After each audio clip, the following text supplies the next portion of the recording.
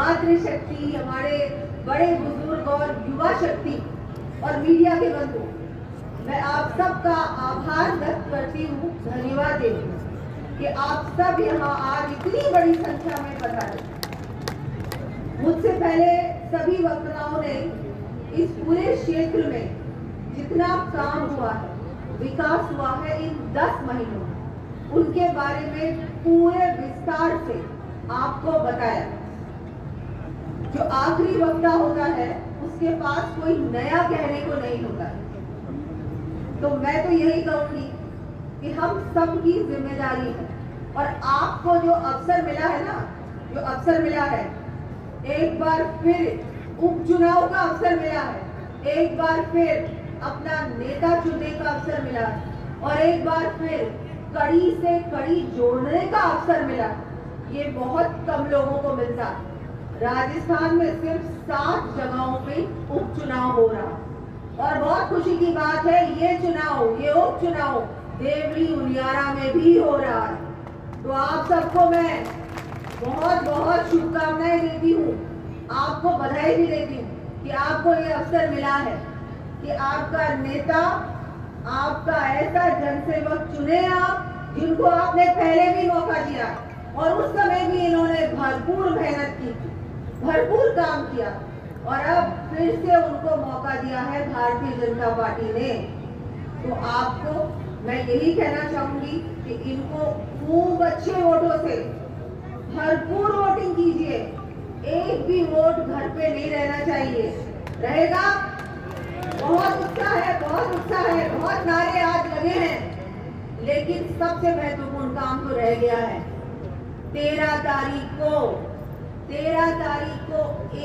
एक वोट निकालने का काम, एक व्यक्ति के अंदर जो आज उत्साह है, जो मुझे आज उत्साह नजर आ रहा है, ये उत्साह अभी 10 दिन बाकी है।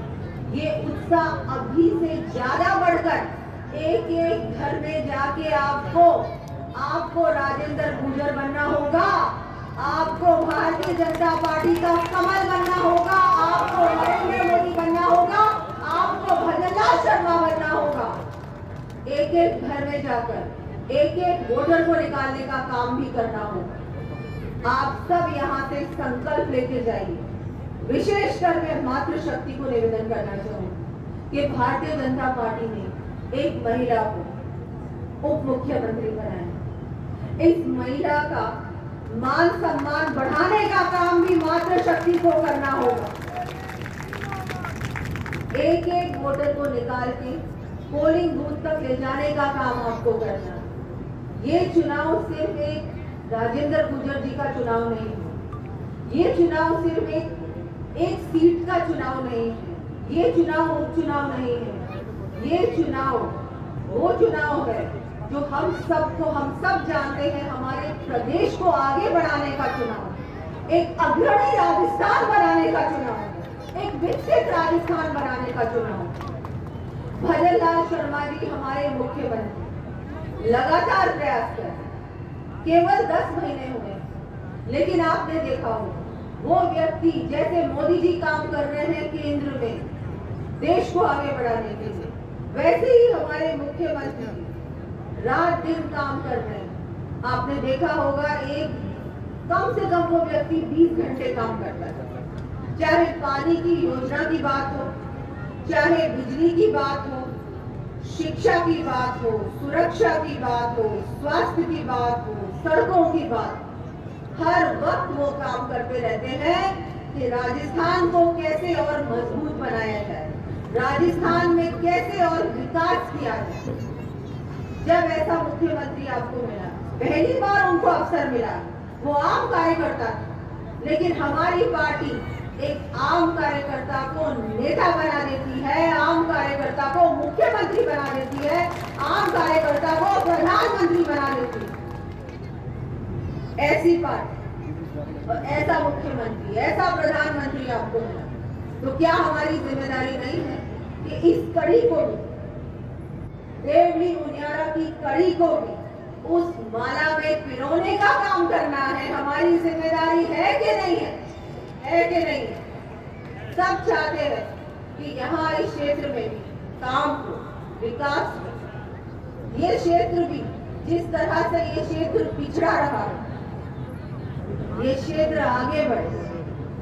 और जब आपके इस मंच पर 3 लोग गारंटी दे रहे हैं और सड़क, बिजली और पानी भी यहाँ है, तो ऐसी कोई भी, मुझे लगता है ऐसी कोई मांग नहीं रह जाएगी, ऐसा कोई विकास का काम नहीं रह जाएगा।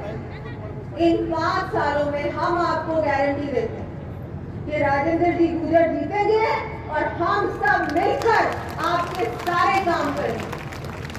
बीजेपी जिंदाबाद, बीजेपी जिंदाबाद। जीवन जी आवा के जो हमारे सरपंच है भारद्वाज जी, उन्होंने भी एक जैन तीर्थ की जो एक सड़क है उसकी मांग रखी थी। क्योंकि आचार संहिता है तो मैं कोई घोषणा तो नहीं कर सकती, तो आश्वासन जरूर दे सकती हूँ कि ये जो आपने बात रखी इसमें पूर्ण रूप से प्रयास करेंगे कि आपका ये भी काम हो और आगे आने वाले समय में ऐसा कोई भी कार्य ना हो जो यहाँ का बाकी रहे। हम सब जानते हैं माननीय हमारे मुख्यमंत्री जी प्रयास कर रहे हैं कि निवेश आए हमारे राजस्थान में। 15 लाख करोड़ से ज्यादा MOU साइन हो चुके हैं और ये MOU हम सब आपको बताना चाहेंगे, ये MOU धरातल पर उतरने वाले हैं और MOU साइन होने के बाद निवेश आएगा और निवेश आएगा तो रोजगार बढ़ेगा। हमारी सरकार ने आपको पूर्ण रूप से घोषणा की है इस बजट में कि कम से कम 5 लाख नौकरियां, ये राजस्थान भारतीय जनता पार्टी की भजनलाल जी की सरकार 5 लाख हमारे रोजगार देगी राजस्थान में। ये कोई कम बात नहीं है, ये बहुत बड़ी बात है।